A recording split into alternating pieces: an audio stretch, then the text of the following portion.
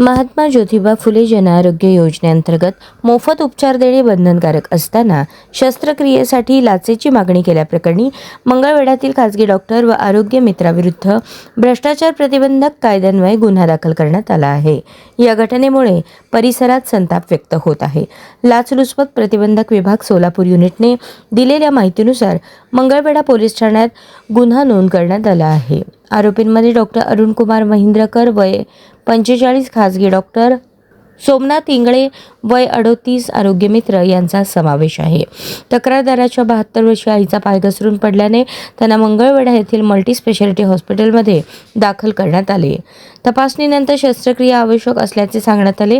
तक्रारदाराची आर्थिक परिस्थिती हलाखीची असल्याने त्यांनी महात्मा फुले जन आरोग्य योजनेतून मोफत उपचाराची विनंती केली।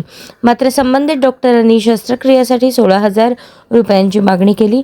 त्यापैकी 6,000 रुपये सुरुवातीला स्वीकारून शस्त्रक्रिया करण्यात आली। त्यानंतर डिस्चार्ज देण्यासाठी उर्वरित 10,000 रुपयांची मागणी करण्यात आली।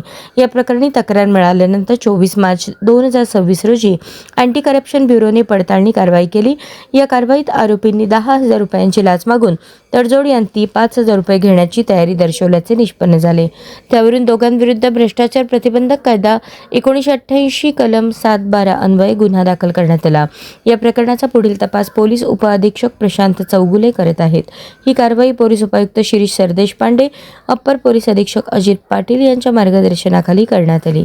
दरम्यान शासकीय योजनांच्या लाभासाठी नागरिकांकडून लाचेची मागणी होत असल्याचे गंभीर वास्तव पुन्हा एकदा समोर आले असून दोषींवर कठोर कारवाईची मागणी होत आहे।